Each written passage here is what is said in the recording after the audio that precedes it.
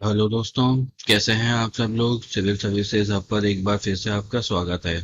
दोस्तों, आज के इस वीडियो में द हिंदू एडिटोरियल एनालिसिस करेंगे हम 25 अगस्त 2021 का। तो आइए बिना देरी किए शुरू करते हैं।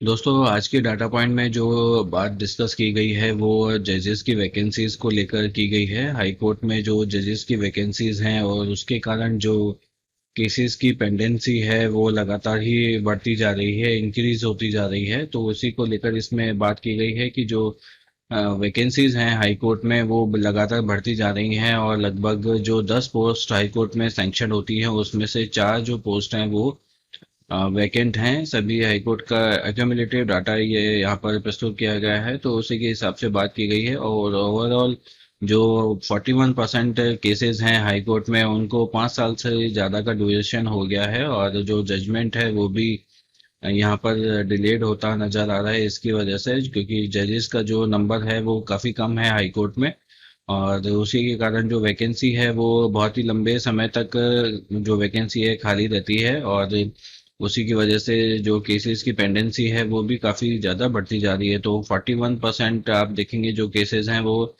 5 साल से ज़्यादा जो है उनका जजमेंट डिलेड है, और 5 साल उन केसेस को हो गए हैं लेकिन उनका जजमेंट फाइनल नहीं हो पा रहा है। तो इस प्रकार से जो जुडिशियरी है उसमें जो वैकेंसी है वो काफ़ी हद तक बढ़ गई है। इसके साथ ही आप देखेंगे जो तेलंगाना है उसमें जो सीट्स की वैकेंसी है वो 69.05% है। बहुत ही ज़्यादा लेवल पर यह वैकेंसी है जो तेलंगाना में देखने को मिली है। ये वैकेंसी 70% तक ऑलमोस्ट आप देखेंगे जो हाईकोर्ट में सीट्स हैं वो वहाँ पर वैकेंट हैं तेलंगाना में। इसके अलावा जो कलकत्ता हाई कोर्ट है उसमें 67.31% जो केसेस हैं वो मोर देन 5 ईयर्स के हो गए हैं। यहाँ पर भी देखिए जो केसेस हैं वो 67% है। ये भी बहुत बड़ा नंबर है। लगभग लमसम ये भी अगर आप माने तो 70% के करीबन ही हैं जो केसेस वहाँ पर 5 साल से ज़्यादा का जिनको समय हो गया है। हाई कोर्ट की ऐसी स्थिति है तो दोस्तों आप अंदाज़ा लगा सकते हैं कि जो सबऑर्डिनेट जो कोर्ट्स हैं उनकी क्या स्थिति होगी। तो इसी प्रकार जो वेस्ट बंगाल और अन्य जो स्टेट हैं वेस्ट बंगाल और उड़ीसा आप मानेंगे तो वहाँ पर जो पर कैपिटा जुडिशियरी पे जो स्पेंड है वेस्ट बंगाल में सबसे ज़्यादा है, 58 रुपये वहाँ पर जो स्पेंड है वो किया जाता है।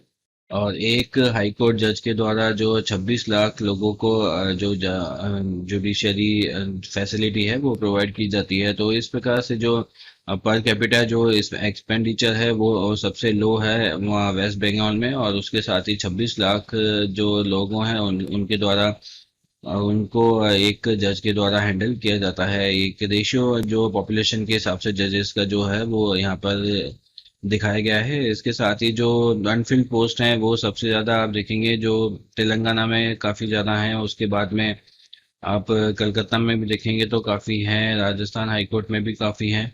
तो इस प्रकार से जो कुल मिलाकर जो टोटल सीट्स हैं वो काफ़ी ज़्यादा अनफिल्ड हैं हाई कोर्ट्स में।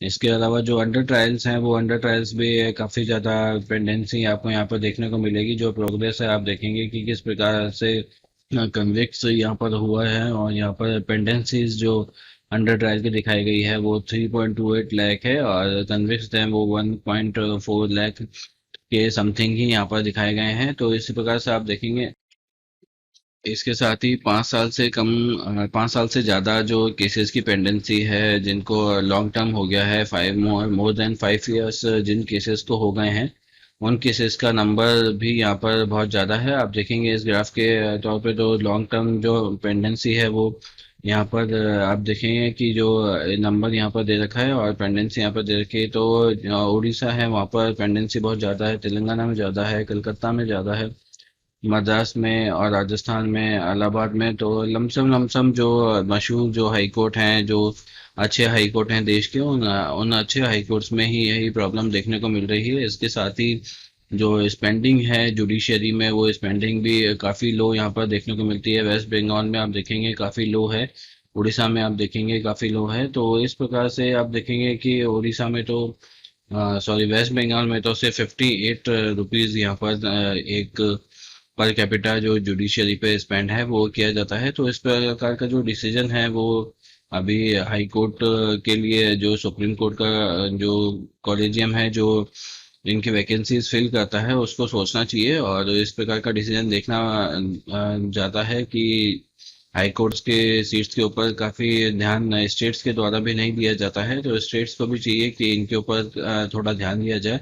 और हाल ही में आपको बता दें कि सुप्रीम कोर्ट ने जो कॉलेजियम सुप्रीम कोर्ट का जो कॉलेजियम होता है जो हाई कोर्ट सुप्रीम कोर्ट की जो सीट्स है वो फिल करता है, उसने अभी कंप्लीट सीट्स के लिए जो सरकार को रिकमेंडेशन भेजी है और गवर्नमेंट ने उस रिकमेंडेशन पे हालांकि अभी कोई डिसीजन नहीं दिया है, लेकिन जो रिकमेंडेशन है वो पूरी कंप्लीट सीट्स के लिए दिया गया है। और इस रिकमेंडेशन को अप्रूव होने के बाद में जो सुप्रीम कोर्ट है वो अपनी फुल लेंथ में काम कर पाएगा और फुल लेंथ में काम करने के बाद में जो उसकी वर्किंग है वो प्रॉपर तरीके से चल पाएगी। जो हियरिंग है वो भी अपर आपको होगी, हियरिंग का नंबर भी बढ़ेगा और इसके साथ ही जो केसेस का जो डिस्पोजल है वो नंबर भी बढ़ेगा। तो इस तरीके से जो सुप्रीम कोर्ट के जो सीजीआई हैं, चीफ जस्टिस हैं हमारे, उनके द्वारा एक ये बहुत ही बढ़िया स्टेप जो है वो उठाया गया है। बहुत ही अच्छा स्टेप उठाया गया है कि जो सीट्स हैं वो सुप्रीम कोर्ट की वो तुरंत प्रभाव से भरी जा रही हैं और एक साथ सारी भरी जा रही हैं। पहली बार ये ऐसा हो रहा है। और 9 सीट्स में से आपको बता दें जो 3 सीट्स हैं वो वुमेन के लिए भी जो है रिकमेंडेशन भेजी गई है।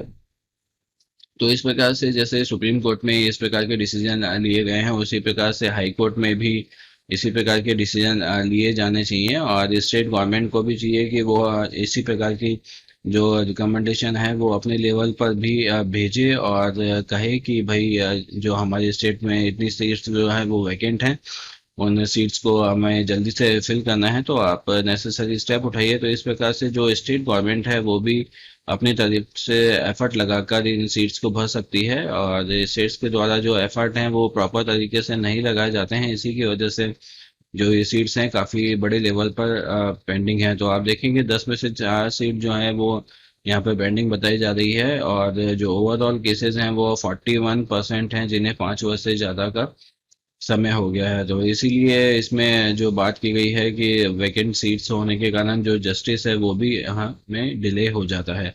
तो आज के डाटा पॉइंट में यही बात बताई गई है कि किस प्रकार से वैकेंट सीट्स के कारण जो न्याय है उसे देने में देरी हो रही है और काफ़ी सारे केसेस हैं वो हाई कोर्ट में भी पेंडिंग चल रहे हैं। चलिए बढ़ते हैं अपने पहले एडिटोरियल की तरफ। दोस्तों इस आर्टिकल में जो बात की गई है वो क्राइम फाइटिंग जो स्टेप्स हैं इंडिया के द्वारा उसमें उनके लिए की गई है। हाल ही में भारत के द्वारा national automated facial recognition system जो जिसे NAFRS कहा जाता है, national automated facial recognition system अभी डेवलप किया गया है और इसके इम्प्लीमेंटेशन के लिए जो डायरेक्शंस हैं वो सेंट्रल गवर्नमेंट के द्वारा दी गई हैं, तो भारत में भी इसे लागू अब किया जाएगा। हाल ही में जो आपको पता है जो संसद का मानसून जो सत्र है वो अभी था और वो अभी ख़त्म हुआ है और जो कुछ भी ज़्यादा सिग्निफिकेंट जो डिसीजंस हैं वो अभी इस मानसून सत्र में नहीं हो पाए हैं, क्योंकि जो पेगासस को लेकर जो डिबेट है वो चल रहा था और जो डिस्टरबेंस है पूरे टाइम संसद में बना रहा है, इसी की वजह से जो कोई सिग्निफिकेंट फीचर अभी इस बार के जो सेशन में है निकल कर नहीं आया है। लेकिन फिर भी जो डाटा प्रोटेक्शन बिल 2019 था, जो डाटा प्रोटेक्शन बिल जो अभी स्टडी में है पार्लियामेंट्री कमेटी की, उसका जो 5th एक्सटेंशन है वो अभी पार्लियामेंट के द्वारा दिया गया है, समय और भी बढ़ाया गया है। तो इस प्रकार से जो काफ़ी सारे लॉज हैं वो अभी पेंडेंसी में चल रहे हैं और भारत की जो पुलिस है उस पुलिस को बहुत ही ज़्यादा आईटी से लैस करने के लिए और उससे जो भी है वो उसकी पावर और बढ़ाने के लिए, उसके पास में रिसोर्स और बढ़ाने के लिए इस प्रकार के जो डिसीजन है वो सेंट्रल गवर्नमेंट के द्वारा दिए जा रहे हैं। तो इसीलिए जो NAFRS जो है national automated facial recognition system है उसे अभी लागू करने की बात इसमें की गई है। इसमें बेसिकली NAFRS है क्या उसमें जो बेसिकली एक ऑटोमेटेड सिस्टम ये होगा जिसमें किसी भी कैमरे की रिकॉर्डिंग से या किसी भी तरह जो हमें पिक्चर प्राप्त होगा, जो पिक होगा उसे एक ग्राफिक ऑटोमेटेड सिस्टम में जो हमारा डाटाबेस, एक सेंट्रल डाटाबेस तैयार होगा, उससे मैच किया जाएगा। मैच करने पर जो भी रिजल्ट सामने आएगा, उस रिजल्ट की जो एक्यूरेसी है वो फिलहाल तो 70% के करीबन मानी जा रही है कि 70% एक्यूरेसी रहेगी। फिर भी जो भी पिक्चर हमारे सामने मैच के रूप में आएगी, उसके अकॉर्डिंग ही अरेस्ट या अन्य जो कार्रवाई है वो की जाएगी। तो इसी तरीके से जो NAFRS जो है, national automated facial recognition system है, वो वर्क करेगा। और जो पुलिस है उसे एक क्लियर पिक्चर जो क्राइम सीन की मिल पाएगी और क्राइम करने वाले पर्सन की भी मिल पाएगी। तो उसी के बारे में इसमें बताया गया है कि तो इस प्रकार से ये टेक्नोलॉजी कार्य करेगी। लेकिन इसमें कुछ सारी जो लूप होल हैं वो भी इसमें दिखाई पड़ते हैं, जैसे कि जो पर्सन है उसकी प्राइवेसी को यहाँ पर जो है देखना पड़ेगा कि किस प्रकार से जो सुप्रीम कोर्ट ने काफ़ी प्राइवेसी को लेकर अपने जो डिसीजन है उनको दे रखे हैं। तो यहाँ पर प्राइवेसी का जो वायलेशन है वो नहीं होना चाहिए, इस प्रकार की स्थिति यहाँ पे देखने को मिलेगी। और जो अदर जो लॉज हैं उनका भी ब्रीच यहाँ पर नहीं होना चाहिए, क्योंकि जो सुप्रीम कोर्ट ने अपने KS पट्टास्वामी और वर्सेस यूनियन ऑफ इंडिया के केसेस में भी इस प्रकार का डिसीजन दिया है कि जो फंडामेंटल राइट्स हैं वो एब्सोल्यूट नहीं है, लेकिन उन्हें जो स्टेट का जो अगर इंटरेस्ट है, उसमें स्टेट इंटरेस्ट है, तो ऐसे में जो फंडामेंटल राइट्स हैं उन्हें रोका जा सकता है, कर्टेल किया जा सकता है उनकी पावर को। तो इस प्रकार से जो सुप्रीम कोर्ट के डिसीजन में बताया गया है कि रेस्पेक्ट ऑफ प्राइवेसी यहाँ पर देना जरूरी है, और उस किसी भी व्यक्ति की इंटीग्रिटी है वो यहाँ पर हार्म नहीं होनी चाहिए। लेकिन साथ में उन्होंने ये भी कहा है कि जो स्टेट के इंटरेस्ट के लिए अगर और इंटीग्रिटी और सिक्योरिटी के लिए अगर इस प्रकार का डिसीजन लेना पड़ता है, तो यहाँ पर फंडामेंटल राइट्स को बाउंड किया जा सकता है। तो इसी प्रकार से आप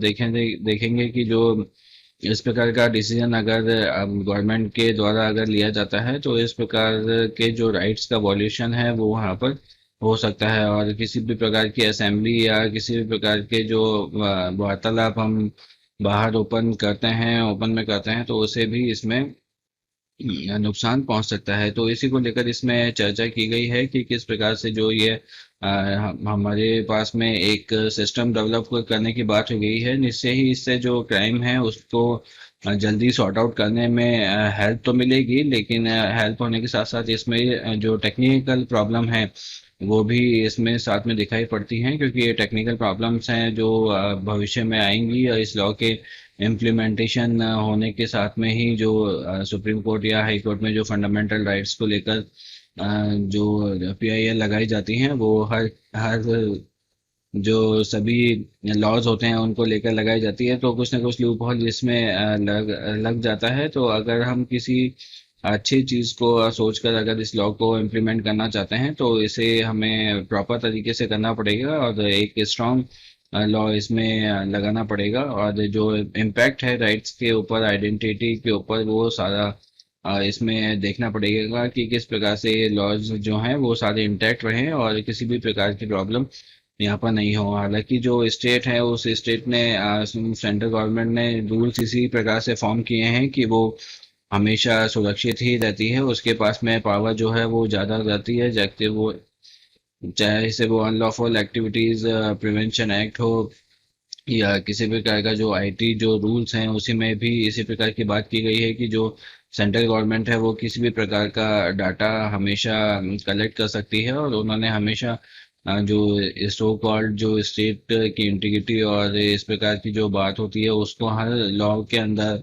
सेटल किया है, ताकि सेंटर को या स्टेट को जब भी कोई प्रॉब्लम हो या किसी भी चीज को उन्हें आइडेंटिफाई करना हो, तो उन्हें किसी भी प्रकार की रोक टोक नहीं है। तो इस प्रकार से जो चीजें हैं वो यहाँ पर बताई गई हैं। अदर जो कंट्रीज हैं वहाँ पर भी जो फेशियल रिकॉग्निशन का ये जो सॉफ्टवेयर होता है वो काम करता है, लेकिन वहाँ पर जो सूटेबल रेस्ट्रिक्शंस वहाँ पे बताई गई हैं, जैसे कि US में है। US में बिना जो कॉन्स्टिट्यूशनल परमिशन के बाद, बगैर अथॉरिटी के बगैर वहाँ पर इस सिस्टम को यूज नहीं किया जा सकता। सेम ही ऐसा जो सिस्टम है वो यूके में है, यूरोपियन यूनियन में भी इसी प्रकार का सिस्टम है। तो इसी प्रकार का सिस्टम यहाँ पर लगाना चाहिए। दूसरी ओर अगर इस प्रकार का सिस्टम अगर हमारे यहाँ पे डेवलप किया जाता है तो जो हमारे लोअर लेवल के जो लोग हैं, जिसमें कि आप जानते हैं कि इस डाटा में 17% मैच होने की बात, एक्यूरेसी की बात यहाँ पर बताई जा रही है। तो इस ऐसी स्थिति में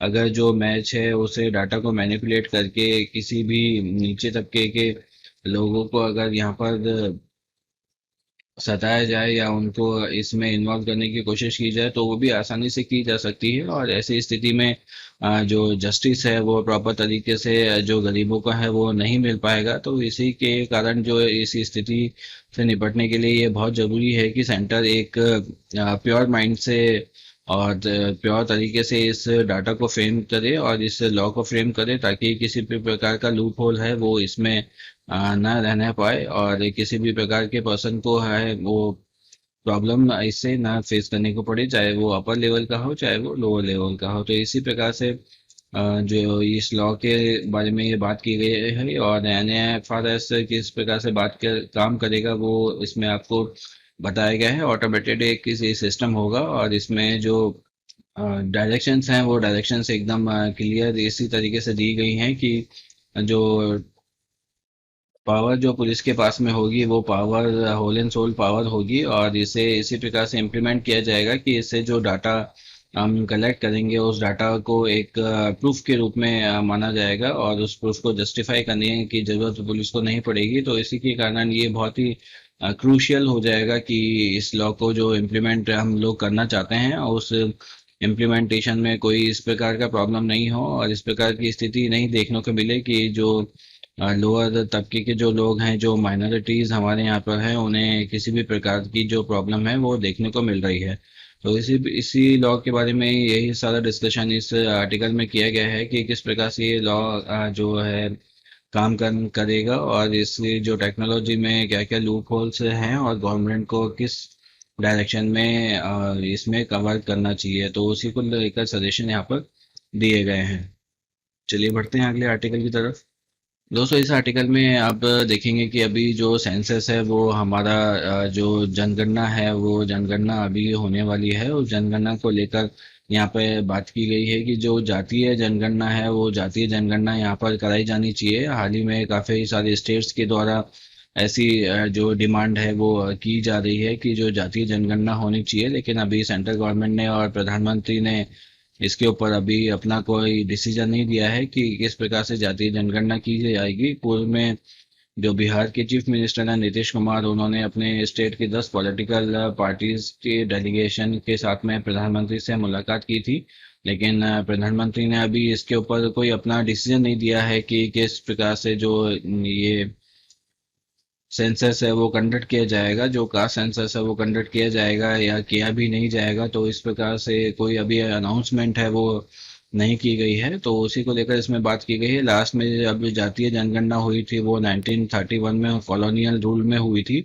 अंग्रेजों के शासन में जातीय जनगणना की गई थी और उस समय पे ये जनगणना जो रिलीजन को और कास्ट को दोबारा फ्रेम करने के लिए की गई थी। शायद उस टाइम पे जनगणना इसलिए की गई होगी ताकि जो जातीय जनगणना के आधार पर लोगों को आइडेंटिफाई किया जाए और जो टारगेटेड ग्रुप हैं वो किस प्रकार से उन्हें टारगेट किया जाना चाहिए, उस डाटा को स्ट्रक्चर करने के लिए जो जनगणना है वो की जाएगी। तो यहाँ पर एक बात ये भी बताई गई है कि जो इफेक्टिव गवर्नेंस के लिए जो रोबस्ट डाटा है वो अवेलेबल होना चाहिए, यहाँ पर ये बात कही गई है। लेकिन आप देखेंगे कि अगर जातीय जनगणना अगर हमारे यहाँ पर होती है तो हम लमसम अगर माने तो जातीय जनगणना के आधार पर अगर जो भी स्टेटस निकल के आता है, मान लीजिए अगर माइनॉरिटीज जो लेवल है, जो लोअर तबके के जो लोग हैं जिन्हें हम SC ST या OBC कहते हैं, अगर उनका नंबर अगर मान लीजिए कम आता है तो वो वैसे भी डाउनफॉल में ही हैं और आगे से और भी डाउनफॉल में हो जाएंगे, क्योंकि एक क्लियर जो पिक्चर है उनकी दिख जाएगी कि स्टेट में इनका क्या स्टेटस है, क्या इनका नंबर है, और उसी के हिसाब से इन्हें जो मॉडलाइज और डीमोडलाइज किया जाएगा। जो फैसिलिटीज़ हैं वो इसी तरीके से इनकी बढ़ाई भी जा सकती हैं या घटाई भी जा सकती हैं। क्योंकि हमारे देश में जो भी डिसीजन होता है वो एक पॉलिटिकल विल के द्वारा ही ज़्यादा होता है। और पॉलिटिकल विल में अगर इस प्रकार से जो एसएसटी का जो डिसीजन है वो अगर मान लीजिए नंबर लो आ जाता है, कम आता है, तो ऐसी स्थिति में इनके भविष्य के जो इनको फायदे हैं वो मिलने में काफ़ी कठिनाई हो सकती है। दूसरी ओर अगर मान लीजिए इनका नंबर ज़्यादा आता है, CST या जो माइनॉरिटीज़ हैं या कोई भी ग्रुप है उसका अगर नंबर ज़्यादा आता है, तो उसकी स्थिति में उस ग्रुप को भी एक ये पॉजिटिव थिंकिंग मिलती है कि वो देश में नंबर में ज़्यादा हैं, तो इस प्रकार से वो अपना पॉलिटिकल बेनिफिट भी उठा सकते हैं। तो इसी को लेकर इसमें बात बताई गई है कि जो दलितों का स्टेटस है, जो ट्राइबल कम्युनिटी का स्टेटस है, वो लार्ज सेक्शन जो पॉपुलेशन का है वो इससे इफेक्ट हो सकता है। और जो सोशली और एजुकेशनली बैकवर्ड क्लासेस हैं उसमें भी इनको जो प्रॉब्लम है वो देखने को मिल सकती है। तो पॉलिटिकल रिप्रेजेंटेशन इन कम्युनिटी का जो है वो अभी बढ़ा है, और अगर ऐसी स्थिति में अगर उनका मान लीजिए नंबर कम आ जाता है, तो इनके जो स्टेटस को डाउनफॉल होने में भी बिल्कुल समय नहीं लगेगा। इसी का यही एक मेन कारण है कि प्रधानमंत्री जी ने अभी इस पर कोई भी अपना जो डिसीजन है वो नहीं दिया है। हालांकि कास्ट सेंसस की बात जो काफी समय से उठाई जा रही है, हर बार जब भी सेंसस होता है तो जातीय जनगणना की जो बात है वो यहाँ पर कही जाती है। तो इसी को लेकर इसमें बात बताई गई है कि एक रिन्यूड विजन यहाँ पर लेकर चलने की बात है, और यूनाइटेड इंडिया अगर हमें बनाए रखना है, तो ये जो जाति का हमारे यहाँ पे जो मतभेद है, जाति की बात जो है हमारे यहाँ पर चलती है, उस मतभेद को पूर्णतः मिटाना होगा। और अगर यहाँ पर कास्ट सेंसस अगर किया जाता है तो इसे एकदम प्रॉपर तरीके से और एकदम प्लान तरीके से किया जाना बहुत ही ज़्यादा ज़रूरी है। और इस पर डिस्कस किया जाना चाहिए कि क्या इसका जरूरी, क्या इसको करवाना बेहद ज़रूरी है, क्योंकि अभी तक 1931 के बाद में जो कास्ट सेंसस है वो हमारे यहाँ पर नहीं किया गया है। और दूसरी ओर कास्ट सेंसस के द्वारा जो अगर जो भी कास्ट हैं उनकी एक्चुअल स्थिति हमें पता होने के बाद में उनके लिए जो प्लानिंग है वो प्लानिंग भी प्रॉपर तरीके से की जा सकती है। तो यहाँ पर दोनों ही स्थिति यहाँ पर देखने को मिल सकती है। अच्छी स्थिति भी यहाँ पर बन सकती है, बुरी स्थिति भी यहाँ पर बन सकती है। तो जो सेंट्रल गवर्नमेंट को चाहिए कि एक प्रॉपर तरीके से इस पे वर्क करे और प्रॉपर तरीके से डिस्कशन करके ही इसे आगे बढ़ाया जाए। चलिए बढ़ते हैं अगले आर्टिकल की तरफ। दोस्तों, आपने देखा होगा कि जो ग्लोबल वार्मिंग है, और ग्लोबल वार्मिंग की वजह से जो भी टेम्परेचर राइज जो हमारी नेचर में हो रहा है, जो हमारे सीजन्स हैं वो भी जो शिफ्टिंग की तरफ हैं, जो समर्स हैं वो अभी बहुत लॉन्ग फॉर्म में हो गए हैं। जो समर का ये जो टाइम रहता है और जो टेम्परेचर रहता है वो काफ़ी ज़्यादा बढ़ गया है। और जो विंटर हैं वो काफ़ी जो कंट्रीज़ हैं, जैसे कि अगर आप इंडिया में देखेंगे तो विंटर अगर आप बहुत ही शॉर्ट हो गया है। तो इसी वजह से जो आर्कटिक रीजन के बारे में इसमें बात की गई है, और जो आर्कटिक ऑपरेशन है उसके बारे में इसमें बात की गई है कि किस प्रकार से अपने इकोनॉमिक बेनिफिट के लिए आर्कटिक रीजन को नुकसान पहुंचाया जा रहा है। और नाटो अलायंस के द्वारा भी ऐसी स्थिति यहाँ पे पैदा की जा रही है, जिससे कि जियो पॉलिटिकल सिनेरी जो है आर्कटिक रीजन का वो वहाँ पर चेंज हो रहा है। तो उसी को लेकर इसमें चर्चा की गई है कि किस प्रकार से जो आर्कटिक रीजन की जो 8 कंट्रीज हैं, जिसमें कनाडा है, डेनमार्क है, फिनलैंड, आयरलैंड, नॉर्वे है और रशिया है, स्वीडन है, और इसके अलावा यूनाइटेड स्टेट्स भी है, इनके द्वारा किस प्रकार से आर्कटिक रीजन का दोहन लगातार किया जा रहा है, वहाँ पर जो एस्टेब्लिशमेंट है वो वहाँ पर किया जा रहे हैं। इसके बाद में जो 2013 में जो 6 ऑब्जर्वर जो इसमें ज्वाइन किए थे, उसमें चाइना है, जापान, इंडिया, इटली और साउथ कोरिया, सिंगापुर है, जिनके द्वारा भी वहाँ पर जो एस्टेब्लिशमेंट हैं वो आर्कटिक रीजन में किए गए हैं। इसी की वजह से जो आर्कटिक रीजन में जो अभी सिस्टम है वो वहाँ पर बहुत ही ज़्यादा गड़बड़ा गया है। और जो समर है वहाँ पर, समर में पहले बर्फ रहा करती थी, आइस रहती थी वहाँ पर, वो आइस अब मेल्ट होने लगी है। और अगले 10 साल में इस प्रकार की चेतावनी दी गई है कि 10 ईयर्स में जो आइस है वो वहाँ पर समर में देखने को नहीं मिलेगी। तो इस प्रकार की स्थिति वहाँ पर पैदा हो रही है। और आप देखेंगे सिक्योरिटी के हिसाब से भी जो जियो पॉलिटिकल टेंशन है वो भी वहाँ पर क्रिएट हो रही है, और आर्कटिक रीजन में इसी प्रकार की स्थिति बनने के कारण जो है वहाँ पर नुकसान पहुंचा था 1987 में के दौरान, जब कोल्ड वार हुई थी। तो कोला पेनिनसुला और मिखाली गोर्शोव में जो secretary general of Soviet communist party के हैं, उनके द्वारा इस कोल्ड वॉर में जो आर्कटिक रीजन को जोन ऑफ पीस वहाँ पर बनाया गया था। तो इसी की वजह से वहाँ पर जो लोगों की आवाजाही है वो काफ़ी ज़्यादा बढ़ गई थी। तो उसी को लेकर कुल मिलाकर यहाँ पर बात की गई है कि जो आर्कटिक ऑपरेशन है, उस आर्कटिक ऑपरेशन को इस प्रकार के जो रूल्स हैं वो फॉर्म करने चाहिए कि वहाँ पर जो आर्कटिक रीजन में एस्टेब्लिशमेंट है वो एस्टेब्लिशमेंट ज़्यादा नहीं किए जानी चाहिए, ज़्यादा डीप जो वहाँ पर खुदाई है वो खुदाई नहीं की जानी चाहिए, जिससे कि वहाँ पर जो कॉन्टिनेंटल शेल्फ है उसको वहाँ पर नुकसान होता है। इसके साथ ही जो रशिया यूक्रेन में जो कॉन्फ्लिक्ट हुआ था उसकी वजह से भी यहाँ पर काफ़ी सारी प्रॉब्लम देखने को मिली थी। रशिया ने जो यूक्रेन के ऊपर जो हमला किया था उससे उसके द्वारा यहाँ पे आर्कटिक रीजन के जो स्टेक होल्डर्स थे उनको काफ़ी नुकसान हुआ था। तो इसी प्रकार की बात यहाँ पर कही गई है, और रशिया को एक रूल ब्रेकर के रूप में यहाँ पर देखा गया है रशिया। और आप देखेंगे जो यूएस के जो रिलेशंस हैं वो भी बहुत ही लो लेवल पर अभी चल रहे हैं।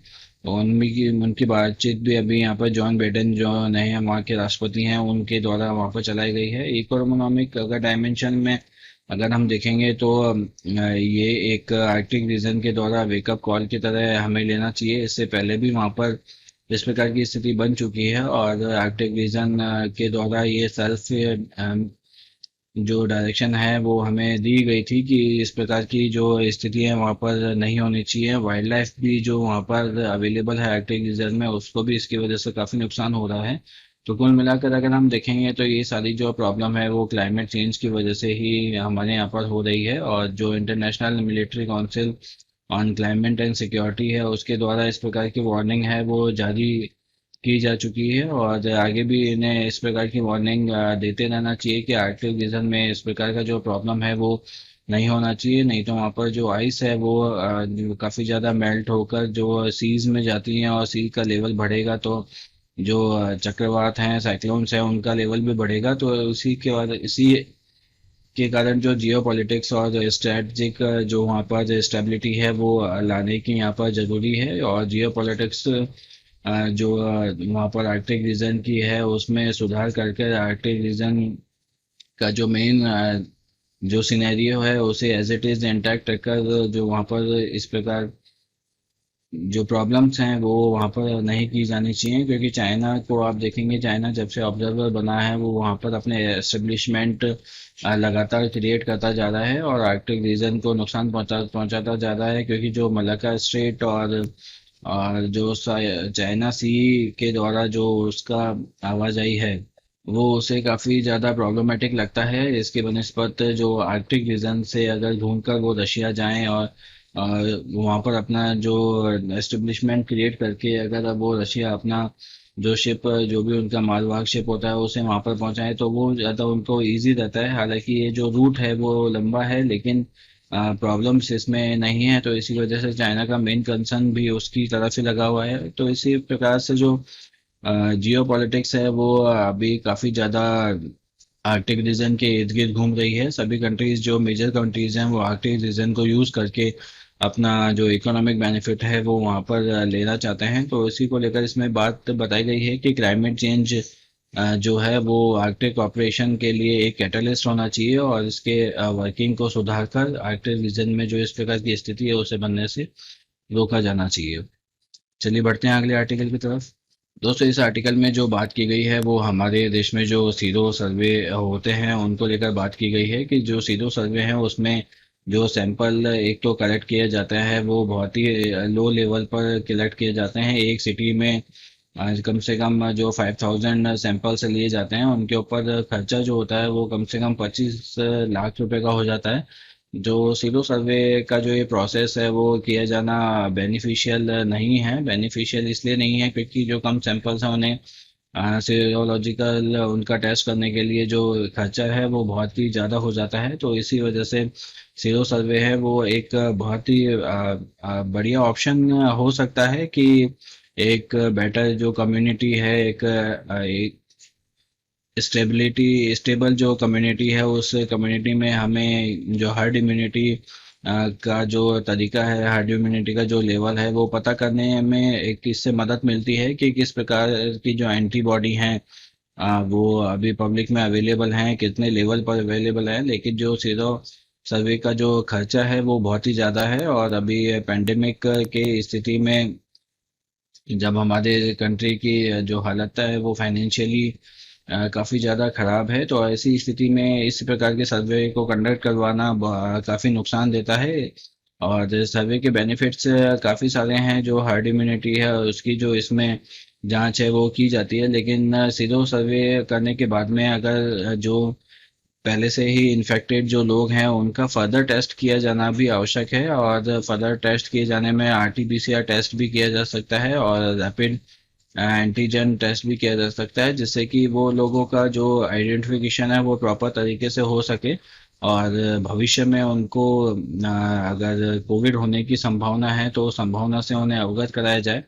तो इस प्रकार की स्थिति सीरो सर्वे के जो डाटा होता है उसके साथ में होना चाहिए, और उन लोगों को भी ये सोचना चाहिए कि कोविड से अगर उन्होंने रिकवरी कर ली है तो ये इस बात की गारंटी नहीं है कि फर्दर भी उन्हें भविष्य में कोविड नहीं होगा। तो इसलिए उन्हें भी सजग रहने की ज़रूरत है। हालांकि जो 70% जो एंटीबॉडी है वो ही हमें इसमें डेवलप हो पाती है, तो हर्ड इम्यूनिटी का जो अभी लेवल है वो हमारे देश में नहीं हुआ है। तो इसलिए कॉस्ट बेनिफिट एनालिसिस को देखते हुए यहाँ पर जो सीरो सर्वे हैं वो किए जाने चाहिए। साथ ही जो एडिशनल जो हमारे पास में मार्कर्स अवेलेबल है, जो टेस्ट अवेलेबल है, उनको किए जाकर भी जो पब्लिक है जिनकी टेस्टिंग की जाती है, जिनमें एंटीबॉडी जो काफ़ी अच्छे लेवल पर मिलते हैं, उन्हें इस प्रकार की जानकारी देनी चाहिए कि उनमें जो इस प्रकार से वायरस पहले से ही अवेलेबल है, तो वायरस अवेलेबल होने की वजह से उनमें जो इन्फेक्शन है वो भी वापस से हो सकता है। तो इस प्रकार की जानकारी भी उन्हें दी जानी चाहिए। तो कुल मिलाकर जो इसमें बात की गई है वो सीरो सर्वे के लेकर यही की गई है कि सीरो सर्वे का जो बेनिफिट है वो काफ़ी अच्छा है, लेकिन इसका कॉस्ट बेनिफिट एनालिसिस किए जाकर इसे परफॉर्म करना बेहतर रहेगा। तो दोस्तों आज के द हिंदू एडिटोरियल एनालिसिस में बस इतना ही। अगर आपको ये वीडियो पसंद आया हो तो इसे लाइक कीजिएगा। साथ ही अगर आप तक अपने चैनल को सब्सक्राइब नहीं किया है तो इसे सब्सक्राइब भी कीजिएगा, जिससे कि जो लेटेस्ट वीडियो है उनका नोटिफिकेशन आपको तुरंत प्राप्त हो जाए। तो साथ ही फेसबुक, ट्विटर और इंस्टाग्राम पे भी हमें फॉलो कीजिएगा। आज के लिए बस इतना ही। कल आपसे फिर मुलाकात होगी, तब तक अपना और अपनों का ख्याल रखिए। जय Hind and thanks for watching.